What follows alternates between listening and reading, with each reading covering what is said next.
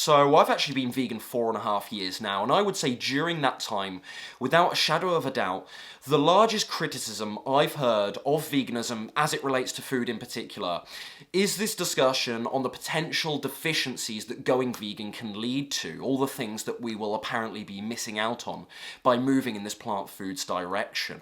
And you know what? I've been putting up videos here for 2.5 years or so now, obviously been vegan for 4.5 years, so I've had conversations in person about this face-to-face too, of course. But for the longest time, I at least attempted to be so amicable, so respectful, so nice to people that were coming on this channel, commenting down below, and even if they were commenting extremely rudely, in a very, very insulting, very, very judgmental way, and making a poor argument with that, I was still extremely nice in response. I was very much pandering to it. I was very much doing that through this lens of reaching out to people, seeing that there was enough confrontation out there and not really wishing to be part of it. But frankly, a man reaches a breaking point. I'm so sick of it now. I'm so done with it because it's absolutely absurd. And you know what's really frustrating about this is sometimes these arguments do indeed have merit to them. There are a handful of nutrients that can be difficult to come by. In some cases, extremely difficult to come by on a plant-based diet. In some cases, actually impossible to come by on a plant-based diet. But sadly, people will discredit themselves by neglecting wider context, by being extremely hypocritical, sharing a lot of double standards in their judgments about what you're missing out on, being very hypocritical in the process of doing that. And also not excluding lots of really important caveats to these arguments too. Something like iron. Iron is more bioavailable in animal products than it is plant foods. Fact. Iron is, I'll say it again for the people that don't believe that a vegan can say this, iron is more bioavailable in animal products than plant foods. I absolutely agree with you. And hem iron in particular, you will only get, it's exclusively available in animal products. It is not available in plant foods. And now, because non-hem iron, which is the iron that's available, it's available in both animal products but plant foods, that's the only iron you're going to get in plant foods, non-hem iron, because that's less easily absorbed, people will constantly throw that at me, throw that at other vegans, as a reason why they could well be nutrient deficient when it comes to iron. Now, absolutely, I agree. Vegans can be iron deficient, but that doesn't mean it's that binary. That doesn't mean that merely going vegan is going to make you iron deficient. And again, I hear this all the time. I absolutely agree it can be a vulnerability. I do not deny that non-hem iron is less easily absorbed than hem iron. I do not disagree with that whatsoever. But as much, here's the big caveat to all this. As much as on paper you would think that going therefore without animal products would mean that vegans and vegetarians are very extremely likely to be iron deficient, as much as that might sound true on paper as a result of these facts, the reality is that iron deficiency across the board is very, very prevalent. And vegetarians have no higher, and I'll link this study down below, but vegetarians have no higher rates of iron deficiency than meat eaters, would you believe? Why? Because non-hem iron is still available in plant foods, and a reasonable amount of it as well, the likes of lentils, nuts and seeds, dark leafy greens such as kale and spinach, zucchini, courgette for my fellow Brits, very rich in iron indeed. So it's absolutely not impossible to come by, but can it be difficult to get on a vegan diet? Sure. Can it also be, are meat eaters at risk of being anemic? Yes, they absolutely are. So again, people are discrediting themselves with this by not applying that wider context. Now, if you're on a raw food diet, a raw food vegan approach, then yeah, you're going to be at real risk of a nutrient deficiency, of an iron deficiency in particular rather, but a slew of other nutrient deficiencies. But that's not what I'm recommending. That's not what the World Health Organization is recommending. That's not the general consensus from the medical research world either. So yes, absolutely. Depending on what vegan diet approach you take in particular, you could well be vulnerable. You could well be at risk of an iron deficiency. But it's not that binary, and we're seeing this time and time again. I'm getting this argument time and time again. Now, if you've got something like hemochromatosis, then yeah, you've got to work really hard. If you're vegan, you've got hemochromatosis, you've got to work really, really hard to get your iron in. But it's not impossible, and you can always do what I do, which is supplement to be sure as well. I've not even mentioned that here. Vitamin A, there's another one. The richest source, I'm not going to deny this, the richest sources of vitamin A are found in animal foods, not plant foods. Does that mean you can't get vitamin A from plant foods? Does that mean you can't get vitamin A as a vegan? Absolutely not. This is absolute rubbish. This is absolute tripe that I'm hearing time and time again. It's ridiculous. So, again, vitamin A can be synthesized in the body. It can be synthesized from carotenoids, the likes of carrots, quite obviously, sweet potato, leafy greens. Broccoli also has vitamin A as well. So is it impossible? Absolutely not. Okay, and I also make sure that in my personal diet, I have a reasonable amount of those healthy fats from the likes of nuts and seeds, avocados and whatnot, so I can make sure that my absorption rate, the amount of, vitamin A going into my diet is then successfully absorbed. I make sure that level is quite high by combining some fats too, of course. And again, the general health consensus, the general nutrition advice from these major health institutions is telling people to eat plant fats so they make sure that absorption, because it's not just vitamin A that plant fats help with, but the absorption levels are there, adequate amounts are going to be absorbed. So again, we need that wider context. This is really important. K2, this is one I hear all the time as well, even more frequently nowadays. This is hard. Vitamin K2 is harder to come by on a vegan diet. I'll say it again. Vitamin K2 is harder to come by on a vegan diet than if you're eating meat and animal products, other animal foods. But again, does that make it impossible? Well, the thing about K2 is we still don't know how important it is. You can get K2 from sauerkraut, but we still don't know how important K2 is. It's one of those things that there's not that much research on.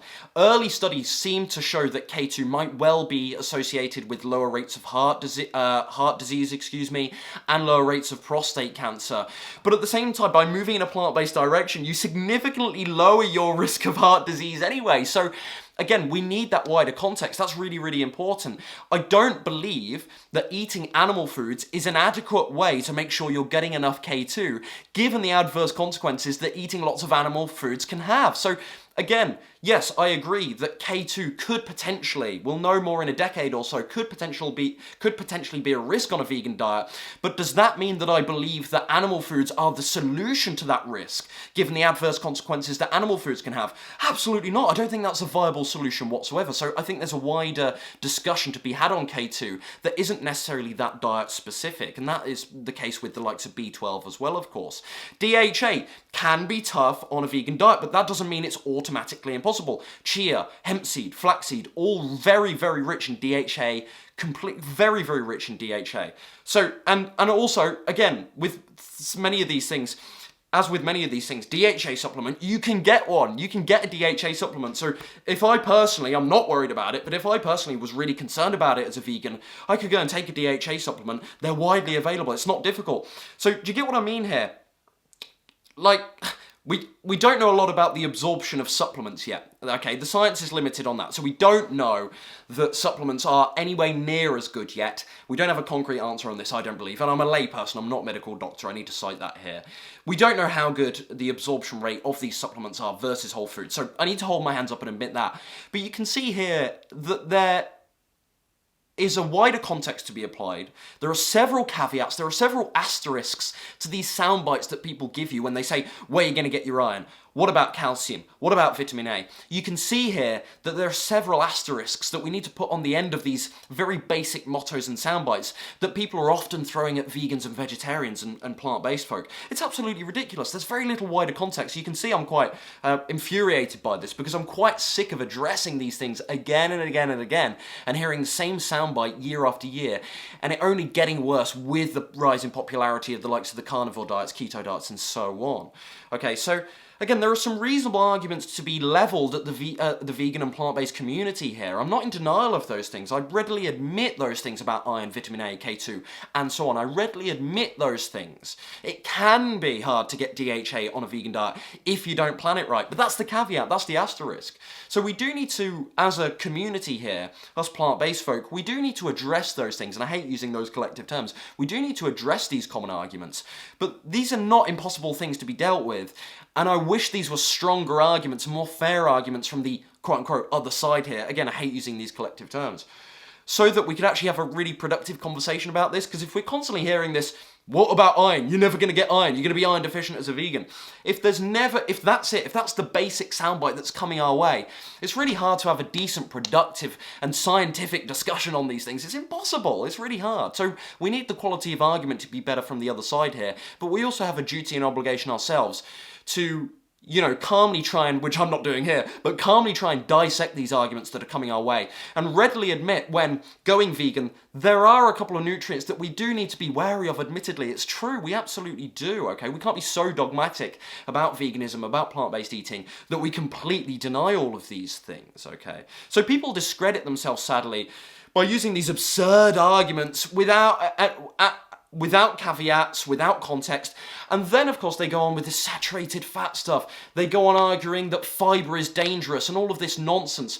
And this is a real problem as well. When you come from this lens that's so far away from plant-based eating, when you've got one lens here, one filter, one paradigm, let's say, that's very, very meat-believing, very, very meat-focused. You believe that fibre is inherently dangerous. You constantly cite the idea that vegans are at risk of IBS and SIBO and all of these gut problems because of increased fibre intake and so on. When you constantly come from that lens, and the protein stuff as well, the full amino acid profile, it's very, very hard to then have a reasonable conversation with somebody that comes from this total polar opposite lens, like I do. It's very, very hard to meet and have a middle ground discussion on these things. So, again, this is where people, in my mind, discredit themselves, because there's a couple of good arguments there, the vitamin A, the iron, as I say, but when people lump in saturated fats, they start talking about amino acids, that's when I get sick. That's when I get to the end of my tether personally, because I'm sick of hearing those ridiculous arguments. I'm sick of people telling me that saturated fats are good for us. It is absolutely absurd. This is not the scientific consensus. This is absolute denial of what's put out there by the World Health Organization, the American Heart Association, the British Nutrition Foundation, the NHS, even all of these trusted nutrition bodies do not agree with this idea that saturated fats are something that we need in large amounts in our body. They do not agree with the idea that saturated fats are overwhelmingly healthy. They do not agree with that. So for a few people online to think that that's absolutely the case and then level that at vegans, it's a real shame, because we can't actually draw upon the good conversations to be had there when all this rubbish is thrown at us. So this is really annoying. So it's clearly, to me at least, this is a sign that people are desperate to bash veganism, and they are clawing for reasons to do that. They're going through the semantics, they're trying to find the small stuff, the small print rather, and throw that at vegans. And in doing that, they do actually come up with some reasonable arguments that have merit, but they also lump a lot of other stuff that doesn't have that wider context applied, a lot of other dogma and ideology in the way of vegan arguments. And it's really, really sad to see. It's really, really difficult, and it's really, really frustrating. I'm not going on, and here's another thing as well. There's a huge double standard here, because the likes of, here's a good example. I'm just checking my notes here because I want to make sure I don't go on some emotionally charged rant here that isn't productive to anyone. But things like carnosine, right? This is something that's often leveled at vegans, although not as much as the aforementioned vitamins and minerals, nutrients and whatnot. But meat eaters can absolutely just struggle to get enough carnosine as well. And it's often considered non-essential anyway. So again, we need that wider context. B12 is a common one too. Listen, meat eaters can be deficient in B12. Does it look as though vegans are more deficient in B12 than meat eaters? Yes, it does. From the studies I've looked at, it absolutely does. I'm not going to deny that.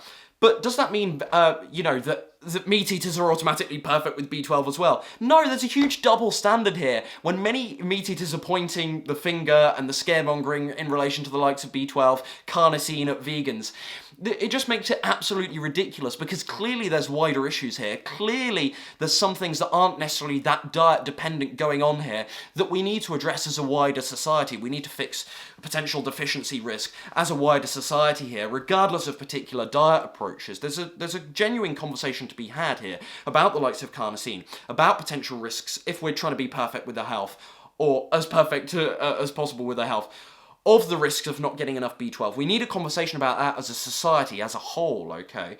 And B12, again, fortified in so many foods, it's not actually that hard to get B12 on a vegan diet. You just need to think about it a little bit. But you also do as a meat eater too, of course. You really do, because deficiencies there as well with B12 as a meat eater. Vitamin D deficiency, there's a common one. It's something we should all think about. If we want to be optimal, if we want to be ideal with our health, which most people, they don't want to be absolutely perfect, but if we want to be ideal, if we want to do it by the textbook, if we want to go by by the science, something we all need to think about, okay? And again, we can supplement, we can do all sorts of things to get enough vitamin D regardless of our particular diet approach. Absolutely true. So people are discrediting the potential health benefits, I think, of plant-based eating, of veganism, or at least diets under the vegan umbrella, because there are a handful of nutrients that are a little bit difficult or might be, in some cases, impossible to get on a vegan diet. So because of these few things, people completely discredit the potential benefits of vegan eating. It's absolutely absurd. It's absolutely absurd. So to my mind, there are some foods that you can more easily get, more readily available in animal sources. I put my hands up and admit that. I'm not so dogmatic about this that I'm in denial about that. But at the same time, to completely discredit the potential benefits, the widely researched benefits of a plant-based diet because of a handful of these potential nutrient deficiencies by not being a well-planned vegan. This is preposterous. I'm sick of it. This is ridiculous, okay? So let me know if you disagree or agree down below. We'll have a calm discussion about it down below. I'm clearly amped up about this right now, but it's only because I have to hear these same really poor, sadly, arguments again and again and again. And I have to pick out the reasonable arguments that people have in their anti-vegan messaging, and to then have a discussion about those things. But it kind of gets lost in all of this whirlwind of rubbish as well, and that's really sad. So yeah, unfortunately, a few nutrients you either won't get or will be harder to come by on a vegan diet, but all in all, the health prospects of eating this way, according to the science, completely outweighs those few things in my mind. So what do you think? I think there's a much greater cost of eating meat, of having a high proportion of your diet coming from animal sources. I think there's a much greater cost to that than moving in this plant-based direction and having to think a little bit about these potential nutrient deficiencies. Let me know what you think down below. Sorry for getting emotionally charged in this, but this is something that I've had to deal with since day one of being vegan myself, and then of course that really amplified when I started this YouTube channel here, and I'm just absolutely sick of it. But let me know your thoughts down below. Let's discuss.